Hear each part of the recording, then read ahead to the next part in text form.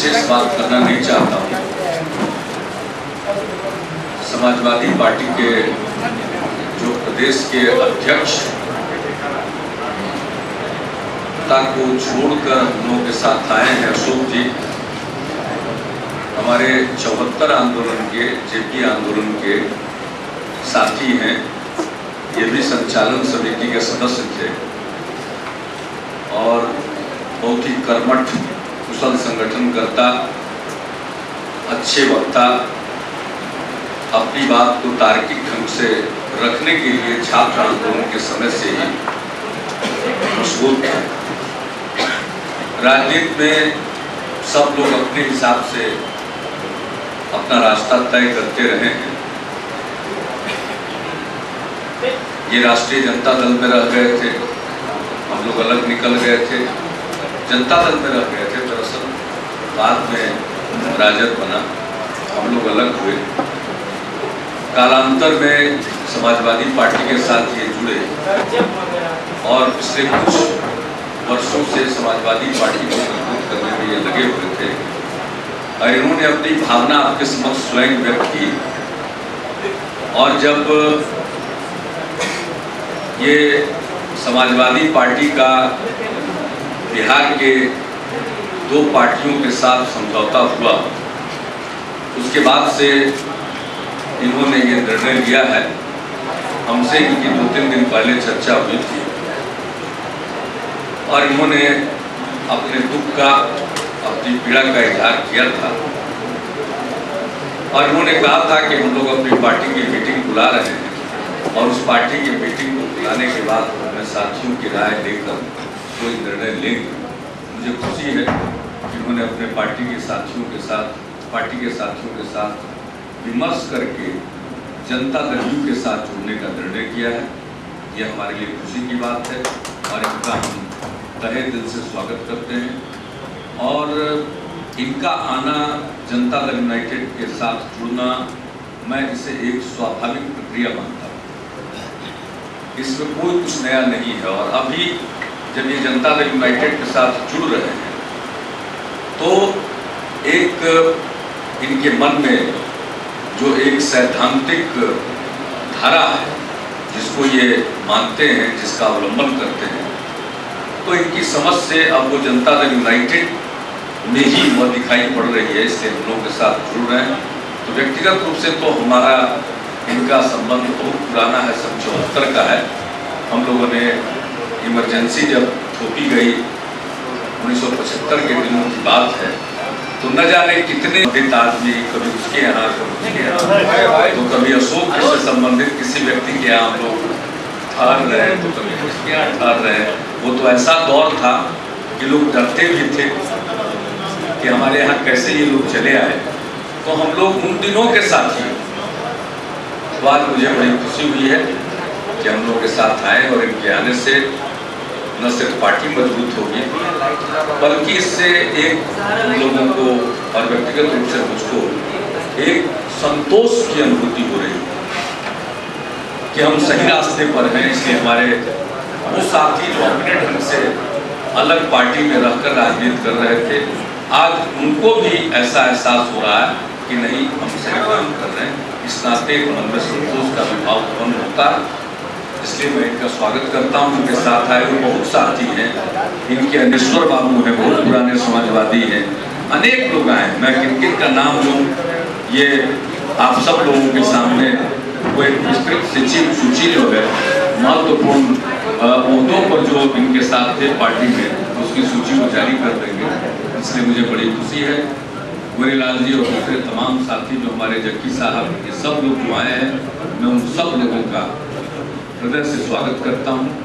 और अब इस विषय को ज़्यादा आगे अपनी तरफ से न बढ़ाते हुए मैं अब इसको आप पर छोड़ता हूँ। प्रश्न हमसे न किया जाए तो ज़्यादा अच्छा है। और एक एंटी प्रेस बिल लाया गया था, हम लोग उसमें जेल गए, महीना दिन से ज्यादा हम लोग जेल में रहे थे, सत्याग्रह करके जेल गए थे। तो यहाँ तो स्वतंत्र मीडिया है, निष्पक्ष न्यायपालिका है,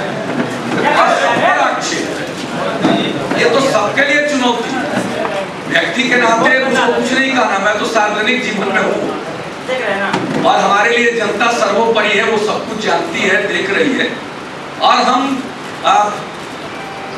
मुझको इस तरह के घटिया संस्कार नहीं मिले कि मैं इन चीजों के बारे में बोलूं, लेकिन इतना जरूर है कि जो बातें कही गई हैं वो कार्रवाई की मांग करती है और जो भी सक्षम इसके लिए फोरम है वो अपनी कार्रवाई करे, हम तो यही चाहेंगे।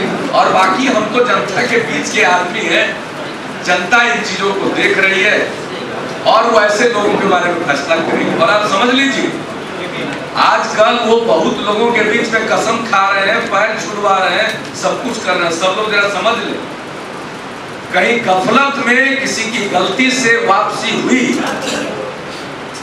तो हम तो मुख्यमंत्री हैं, मेरे बारे में ये कहा जा सकता है, लोग समझ लें कि लोगों के साथ क्या स्वरूप होगा। हम और कुछ नहीं कहेंगे, इतना ही समझ लीजिए, कुछ लोग कभी नहीं बदल सकते और ये सब काम नहीं चलेगा। ये कोई ऐसी चीज नहीं है कि टालने से ये चला जाएगा। और रॉन्ग नंबर डायल किया, इतना ही हम उनको कहेंगे कि रॉन्ग नंबर डायल किया, खामियाजा भुगतने के लिए तैयार रहे।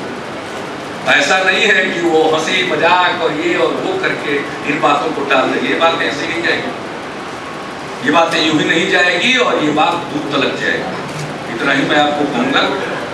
मैं तो अपनी तरफ से कुछ नहीं करने वाला हूँ, मेरे लिए तो ये मायने ही नहीं रखता, लेकिन लोग नहीं छोड़ेंगे।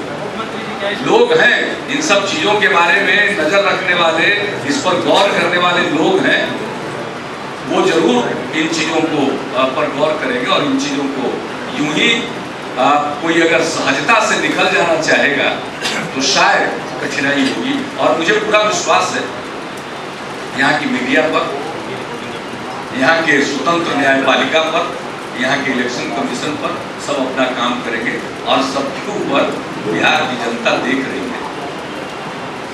इस स्तर पर चुनाव अभियान में बात नहीं होनी चाहिए। हम लोग अपनी तरफ से अपना स्तर नहीं गिराएंगे। मैं इतना ही जवाब दे सकता हूं कि हम लोग अपनी तरफ से अपने अभियान का स्तर नहीं गिराने वाले, हम एक स्वस्थ स्तर पर भी अपना अभियान चलाएंगे।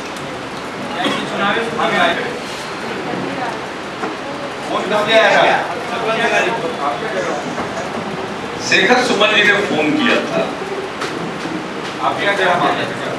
हमने तो अपनी तरफ से समझाया कि यहाँ से तो शत्रुघ्न सिन्हा जी लड़ रहे हैं और इससे नहीं हम क्या कर सकते हैं।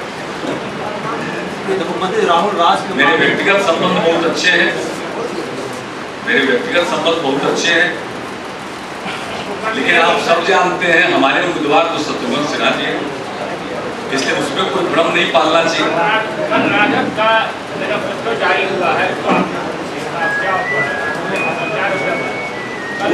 वो ध्यान देने लायक नहीं, पढ़ने लायक नहीं। उसमें ऐसा कुछ नहीं है कि उनको अमल करने की ताकत मिलेगी। अब इतनी ताकत तो उनको मिली हुई थी कि जिनके डर से रात में यूनियन कैबिनेट की मीटिंग होती थी तो उस समय कहा नहीं करवा दिए थे, कोई रोके हुए तो था नहीं।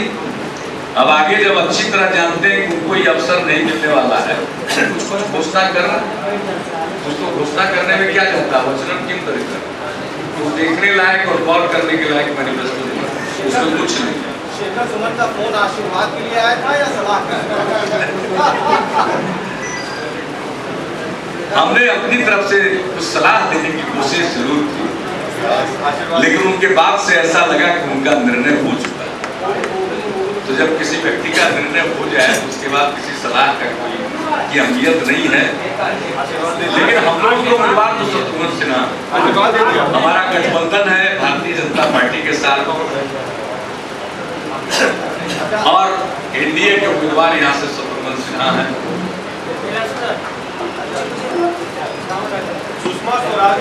लेकिन ऐसा तो कुछ हुआ नहीं। हम लोग तो सर्वदलीय शिष्टमंडल के साथ है, इस विषय पर बिहार में राजनीतिक दल विभाजित नहीं है। हम सब लोगों की एक राय और हम सब लोगों की एक राय थी कि हमें मुंबई पुलिस पर भरोसा नहीं और उसको तो मारा गया। वो तो बिल्कुल कोल्ड ब्लडेड मर्डर, वो हत्या का मुंबई पुलिस अपने को क्लीन चिट दे रही है, इसकी कोई विश्वसनीयता नहीं। और हमारी मांग होगी कि इस मामले की निष्पक्ष जांच हो और इसके जो भी दोषी है